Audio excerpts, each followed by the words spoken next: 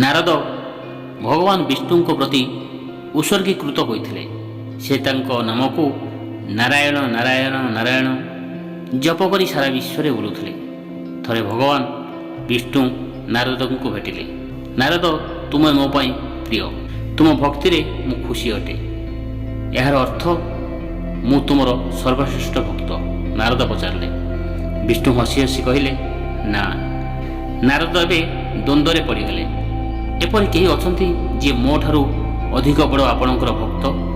ପ୍ରଭୁ ଉତ୍ତର ଦେଲେ, ଆସନ୍ତୁ ଜାଣିବା। ସକାଳ 6ଟାରେ ବିଷ୍ଣୁ ନାରଦଙ୍କୁ ଏକ କୁଟୀରକୁ ନେଇ ସେଠାରେ ଜଣେ କୃଷକ ଶୋଇଥିବାର ଦେଖିଲେ। ଦିନ ଗଡ଼ିବା ପରେ ଚାଷୀ ଉଠି ପ୍ରାର୍ଥନା କରି ହାତ ଯୋଡ଼ି ଦେଇ କହିଲା, ନାରାୟଣ ନାରାୟଣ।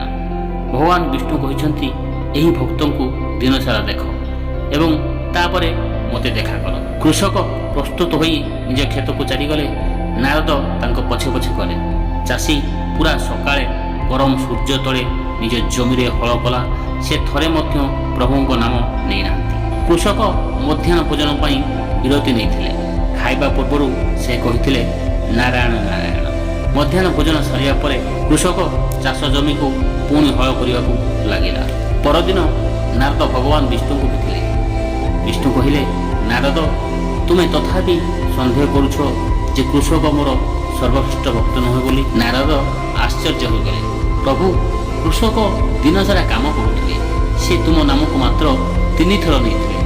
ଯେତେବେଳେ ସେ ସକାଳୁ ଉଠିଲେ, ମଧ୍ୟାହ୍ନ ଭୋଜନ କରିବା ପୂର୍ବରୁ ଏବଂ ଶୋଇବା ପୂର୍ବରୁ। କିନ୍ତୁ ମୁଁ ସବୁବେଳେ ତୁମର ନାମ ଜପ କରେ। କିନ୍ତୁ ତୁମେ ତାଙ୍କୁ ତୁମର ସର୍ବଶ୍ରେଷ୍ଠ ଭକ୍ତ ବୋଲି କାହିଁକି ଭାବୁଛ?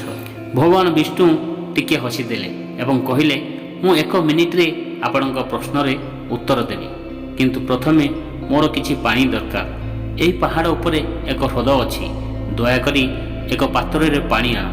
ନିଶ୍ଚିତ କର ଯେ ତୁମେ ଗୋଟାଏ ବୁନ୍ଦା ମଧ୍ୟ ପାଣି ତଳେ ପକାଇବ ନାହିଁ। ନାରଦ ପାହାଡ଼ ଉପରକୁ ଯାଇ ହ୍ରଦ ପାଇଲେ ଏବଂ ପାତ୍ରରେ ପାଣି ଭର୍ତ୍ତି କଲେ।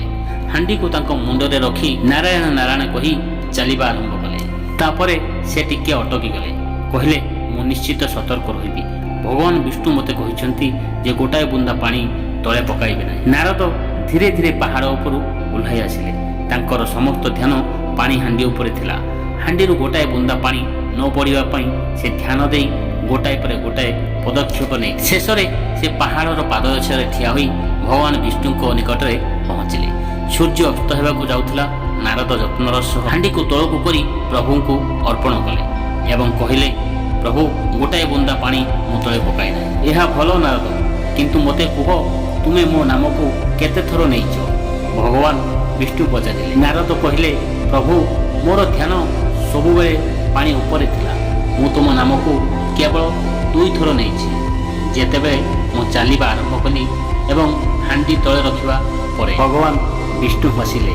ନାରଦ ହୃଦୟଙ୍ଗମ କଲେ ଯେ କୃଷକ ଦିନରେ ପ୍ରଭୁଙ୍କ ନାମ 3 ଥର ନେଇଥିବା ବେଳେ ସେ କେବଳ 2 ଥର ତାଙ୍କ ନାମ ନେଇଛନ୍ତି। ପ୍ରଭୁ ବିଷ୍ଣୁଙ୍କ ପାଦ ତଳେ ପଡ଼ିଗଲେ।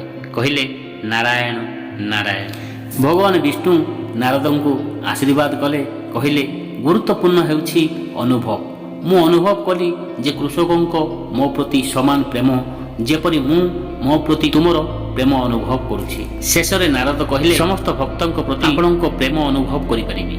ଏହାପରେ ନାରଦ ହୃଦୟଙ୍ଗମ କଲେ ଯେ ଭକ୍ତି ଅର୍ଥ ଭଗବାନଙ୍କ ପ୍ରତି ପ୍ରେମ। ନାରଦ ଏହା ମଧ୍ୟ ଅନୁଭବ କଲେ ଯେ ଭଗବାନ ସମସ୍ତଙ୍କୁ ସମାନ ଭାବରେ ଭଲ ପାଆନ୍ତି। ଜୟ ଜଗନ୍ନାଥ ଦର୍ଶକ ବନ୍ଧୁ, ଏହିଭଳି ମହତ୍ୱପୂର୍ଣ୍ଣ ବାଣୀ ଜାଣିବା ପାଇଁ ଭିଡ଼ିଓକୁ ଲାଇକ୍ କରି ଚ୍ୟାନେଲକୁ ସବସ୍କ୍ରାଇବ୍ କରନ୍ତୁ। ଜୟ ଜଗନ୍ନାଥ।